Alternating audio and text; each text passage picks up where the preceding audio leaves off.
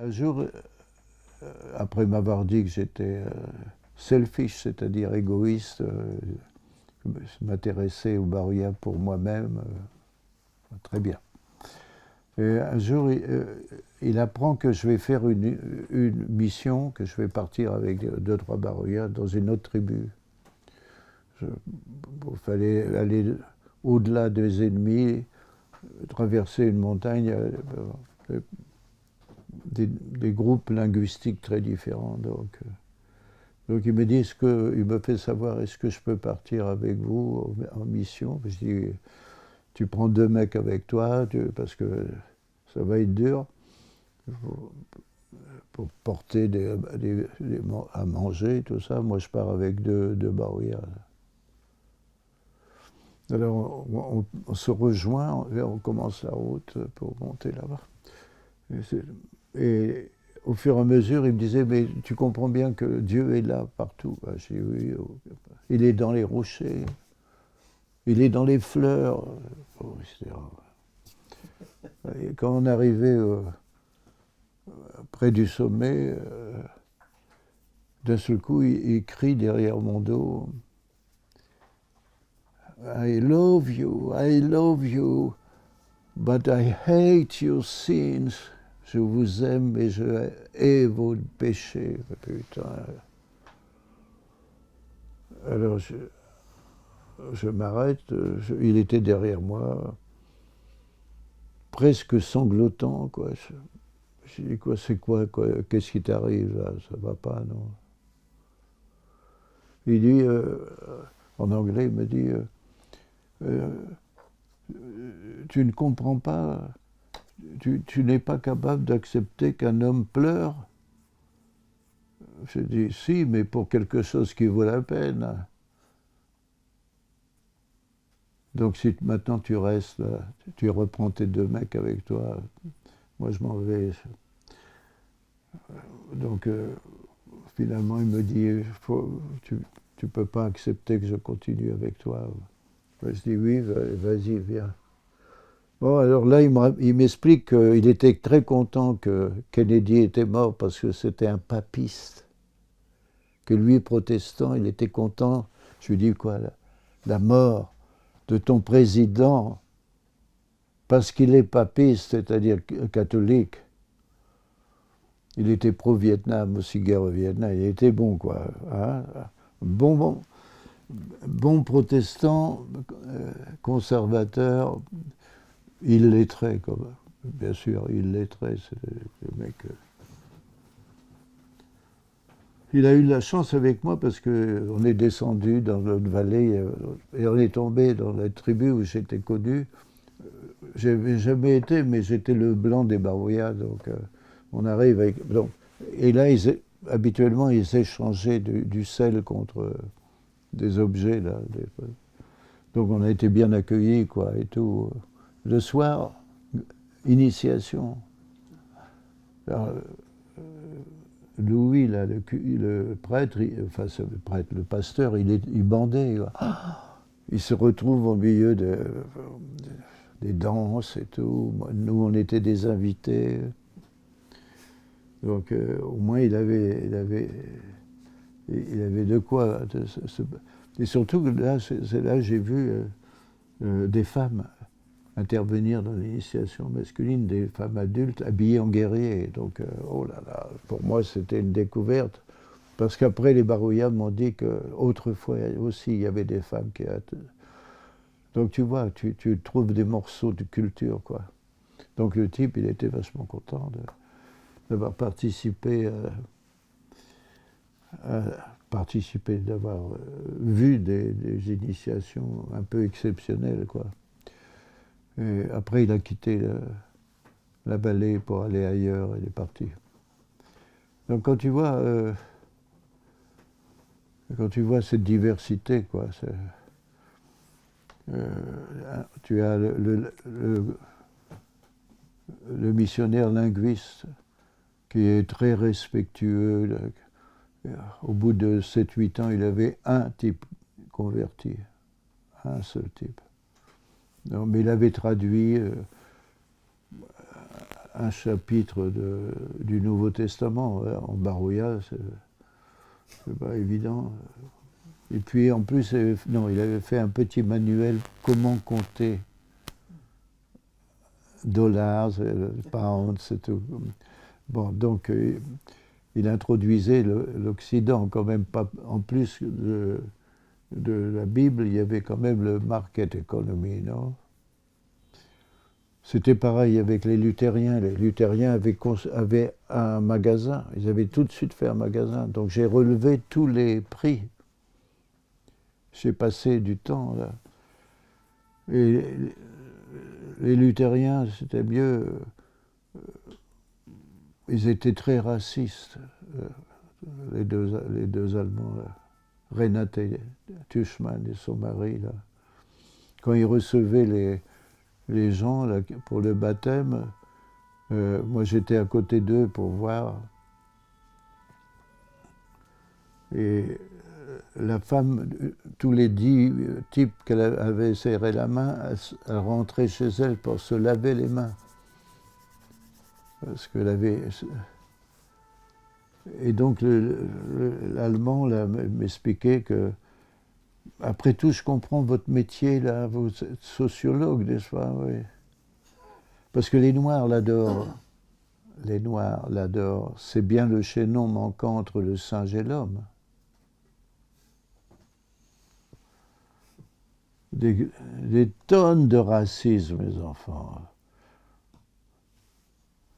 Quand j'écoutais j'enregistrais, moi je les ai perdus, les sermons, ils disaient « Vous êtes noir et votre âme était noire.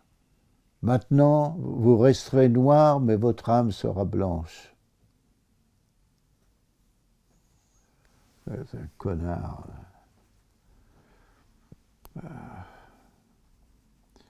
Et j'étais là à l'indépendance. Alors, indépendance octroyée. Donc, on rassemble les tribus pour voter pour des députés. Donc, voter pour des députés à l'Assemblée nationale. 2 tribus, 3 tribus. Alors, je suis là dans un fond de vallée où l'officier, c'était un fasciste. On l'appelait Staline. Bob Stott, il s'appelait. Alors, il s'est marié en Afrique du Sud avec une Australienne parce que c'était un régime d'apartheid. C'était un bon régime pour les Noirs, tu vois. Mais obligation maintenant de faire des élections pour faire un parlement maintenant, indépendance octroyée. Donc moi je sais ce que c'est que le colonialisme. J'ai été au Mali tourné vers l'URSS, il n'y avait pas vraiment de plan. J'arrive, on octroie l'indépendance, etc. Et donc je suis là. Et tu as les tribus, deux grandes tribus arrivent, femmes assises, hommes debout, mais des centaines. Hein. Et le blanc, l'officier avec des traducteurs des 2 langues, c'était pas les mêmes, Barouilla et l'autre. Et ils avaient une grande affiche avec 9 photos de noirs que les gens ne connaissaient pas. Et on appelait les gens, mettez votre doigt sur l'une des photos, à voter. Et moi, je prenais les photos de la façon dont on faisait voter pour la première fois dans la liberté. Et donc, il y a une femme qui arrive, qui avait peur, elle était tremblante, je ne savais pas. Donc, mets ton doigt. Elle met son doigt entre 2 photos. Parce qu'elle ne savait pas ce que c'était que les photos. À voter. Alors, moi, je prenais les photos. L'officier m'appelle et dit « Tu prends des photos, toi, tu es un anthropologue, hein ? Mais tu ne serais pas un communiste, parce que les communistes prennent des photos contre nous, hein ? Alors maintenant, si tu arrêtes pas de prendre des photos et que tu restes là-bas assis, je te fais envoyer en prison au poste. Je te fais ramener au poste. Et tu seras emprisonné. Donc j'ai fermé ma gueule et je suis resté assis. Avec évidemment dans ma tête les informations nécessaires. Donc tu vois ce que c'est que... Ah, après, ils sont devenus indépendants, hein, maintenant. C'est un pays indépendant. Une grande partie de leur budget est fournie par l'Australie, toujours. Les réserves forestières sont englouties par les Japonais qui achètent le bois de Birmanie partout, parce qu'on n'utilise pas les bois japonais. On utilise les bois des autres, parce que les bois japonais doivent servir à restaurer éternellement les temples japonais, etc. Bon. Voilà. Donc j'ai eu une expérience coloniale presque native, parce que les types avaient des outils de pierre avant que j'arrive, 10 ans avant. J'ai même l'anecdote de la première machette qui est arrivée. Donc il y avait un mec qui avait, en faisant des échanges de sel, avait vu une machette, donc il était arrivé. Et il allait de village en village et tchouk, il coupait, il montrait, tchouk. C'était fabuleux. Mais ce con, il est arrivé près de la rivière, il coupe, c'est tombé dans la rivière. La première machette, ça n'a pas été un succès. Donc c'est des anecdotes. Chez les Barouillas, donc, les enfants qui rentrent vers 9-10 ans, ils vont sortir à 20 ans. Ils ont 4 stades d'initiation, 2 avant la puberté, 2 après. Au début, ils s'habillaient le cul nu, avec un bandeau d'écorce, qui est la queue du tétard.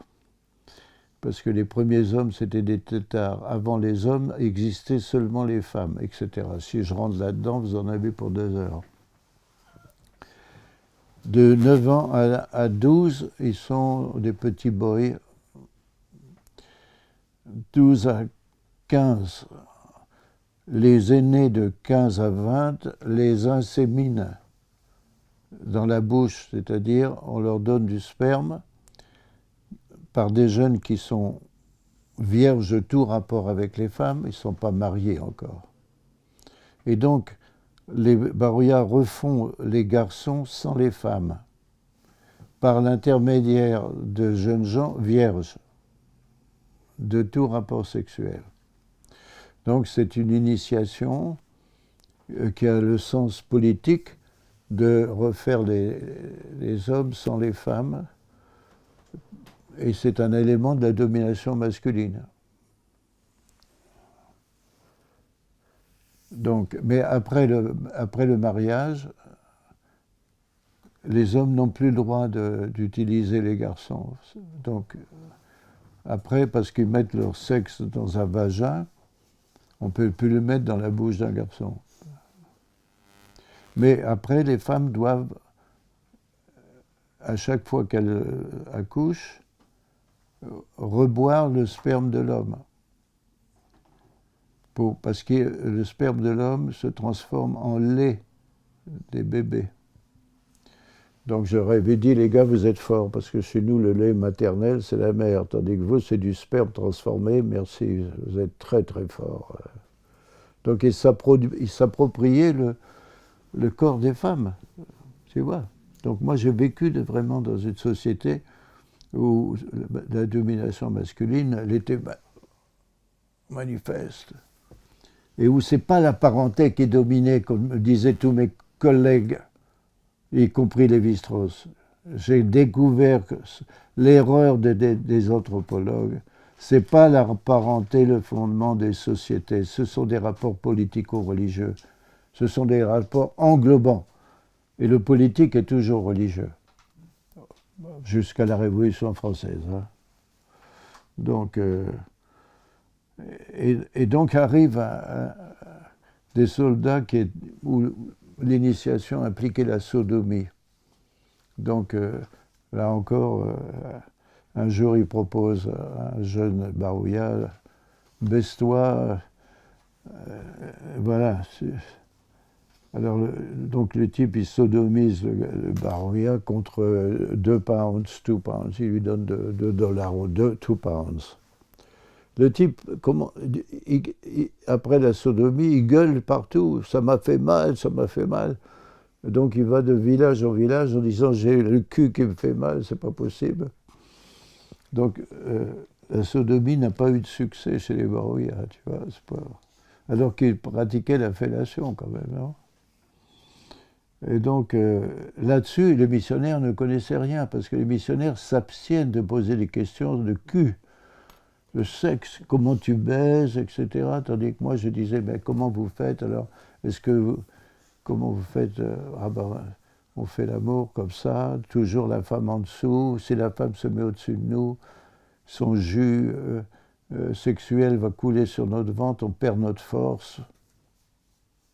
Donc tu connais même l'érotisme. Alors un missionnaire ne posait pas les questions. Donc après, c'est moi qui ai refilé au missionnaire toutes les informations nécessaires pour compléter nos données, tu vois. Mais tu apprends beaucoup, tu apprends beaucoup. Parce que moi, j'étais parti jeune, marxiste, occidental, pensant que la domination masculine, c'était le capitalisme, peut-être même avant. Mais là, je suis dans une société sans classe, sans État. Ça m'a bouleversé complètement, ça m'a changé complètement. Je vois que là, la domination masculine est instituée. Mais, attention, quand j'ai été initié, j'ai découvert le fond des choses qui m'avaient appelé. Un jour, j'étais avec le grand chaman. Et je lui ai dit, bon, l'histoire. Il me dit, mais Maurice, au départ, c'est les femmes qui avaient inventé les arcs, les flèches. Traduisez en français. C'est les femmes qui avaient inventé la culture. Alors j'ai dit, explique-moi. Et il me raconte le mythe, parce qu'il faut bien comprendre les mythes, le rôle, le contenu politique et autres, existentiel. Donc il me dit, voilà, à l'origine des temps, c'était les femmes qui existaient. Les hommes en est apparus sous forme de têtards, de futures grenouilles, quoi, je sais pas quoi. Et elles nous ont vus dans l'eau. Ils ne savaient pas que la mer existait dans l'eau d'un lac. Et ils ont fait des petits arcs, des petits pagnes déposés sur la rive. Le lendemain, nous, on est devenus des petits hommes. Bon, très bien, ok. Voilà. Mais au départ, les femmes, elles avaient les flûtes. Et donc les flûtes, elles jouaient beaucoup, les flûtes sacrées. Mais maintenant, c'est nous qui les avons, les flûtes. On leur a volé les flûtes. C'est un truc qu'on trouve en Amazonie. Donc tu trouves des invariants mythiques. Et donc, alors, un jour, il y a un homme qui a vu une femme jouer de la flûte et remettre la flûte dans la hutte menstruelle. Et l'homme a osé rentrer dans la hutte, il a volé la flûte, il a joué de la flûte, il a remis la flûte en place après. Et quand la femme est arrivée, elle a voulu jouer de la flûte, mais ça ne jouait plus. Et donc là, j'ai 2 variantes du mythe. L'une, c'est elle a jeté la flûte, l'homme l'a ramassée et ça a joué. Et l'autre, c'est la femme, ça ne jouait plus pour les femmes, elle l'a donné. Donc un don ou bien un geste qui n'est pas un don. Bon, je n'ai pas trouvé de logique à tout ça, mais bon. Et donc à ce moment-là, il dit, c'est nous maintenant. Oui, mais moi, comme je suis initié, je sais quel est le nom sacré des flûtes. C'est le vagin. Donc les hommes se sont emparés, nous on dit en français symboliquement, de la puissance de faire des enfants. Comprends-tu? Bon, donc... après je parlerai sur les flèches et tout ça. Et donc il me dit, tu comprends Maurice, c'est nous qui avons volé les pouvoirs des femmes. Si on n'initie pas les garçons régulièrement, le pouvoir des femmes va rentrer dans le corps des femmes. Il va repartir. Et donc c'est eux qui vont nous dominer. C'est elles. Ils t'expliquent tout. On n'a pas besoin d'aller à la Sorbonne. Ils t'expliquent que le pouvoir des femmes leur appartiendra éternellement, mais que nous, on les a disjoints de leur pouvoir. Et que si on abandonnait la boule, ici, au bout de l'élastique, paf, ça retourne. Il te dit une chose fondamentale de philosophie et de politique. Et donc, il t'explique aussi la peur que les hommes ont des femmes. Ils ont peur à leurs couilles, que les femmes reprennent le pouvoir qu'elles avaient. Donc, quand tu creuses, tu vois les mérites et tout, tu vois les femmes dominées, c'est sûr, on tape dessus. Mais on tape dessus avec l'arrière-pensée que si on ne le faisait pas, on serait dans la merde. Donc tu vois, moi je suis capable d'analyser en termes modernes, culturellement européens, quelque chose qui n'est pas européen, mais qui est assez universel dans beaucoup de tribus, si on fait la comparaison, quoi. Bon. Donc il t'explique les choses de type...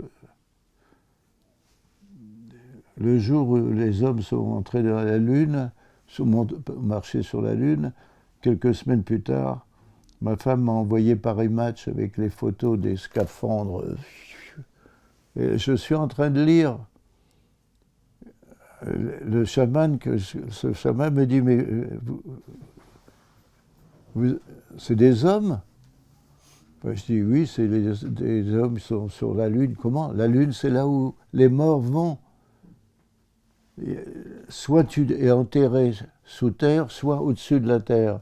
Il y a le village des morts et les étoiles des morts. Donc les types étaient... Comment? Les Blancs sont sur la Lune? Ouais, je dis oui. Alors il me dit, mais dis-moi, tu peux me dire la magie? Tout de suite. Hein. Alors à expliquer la physique quantique, la physique c'est très difficile. Quoi. Donc je lui dis, écoute bien, tu connais nos avions, ils passent là. Bon, au lieu de faire des avions qui volent comme ça, on a fait des avions qui vont comme ça, avec des très gros moteurs, donc ils sont arrivés là-bas. C'est tout ce que j'ai pu donner comme explication. C'est pas possible. Parce que je connaissais le Barouillat qui avait le premier vu des Blancs monter dans un avion. C'est-à-dire, le jeune Jim Sinclair, commissaire plus tard de l'intérieur de la Nouvelle-Guinée, il avait appris l'existence des Bhatia, fabricants de sel. Donc il avait monté, c'est ça la découverte des Barouillas, il avait monté une expédition avec beaucoup de militaires, de porteurs et tout, et les mecs l'ont baladé. C'est-à-dire, si tu comprends bien le voyage qu'ils ont fait, ils pouvaient venir en 2 jours. Les porteurs lui ont fait faire un très long voyage. Oui, mais attends, qui a... Parce qu'on entend, hein, dans la montagne, tu entends les types arriver de loin. T'es jamais seul dans la jungle. Hein. Pour eux, t'es jamais seul. Hein. J'ai appris ça, à découvrir des types devant moi dans la brousse. Ils m'avaient entendu venir, hein, mais pas moi. Donc, mon copain qui était un Tchatché, c'était un type qui était parti justement chez les Ouatchakès où moi j'étais arrivé. Et c'était pendant la guerre. Et donc il m'a dit, tu vois, je suis arrivé en haut d'une montagne pour aller, et j'ai vu les oiseaux de fer. Les oiseaux de fer, même pas de fer, des oiseaux monstrueux. C'était des avions. C'était une base probablement américaine. Et il dit, j'ai vu des hommes monter dans les oiseaux. Bon. Donc, ce type avait vu déjà, et il m'avait dit quand les avions ont passé pendant la guerre, enfin, après j'ai appris que c'était pendant la guerre contre les Japonais, quoi. On était terrifiés.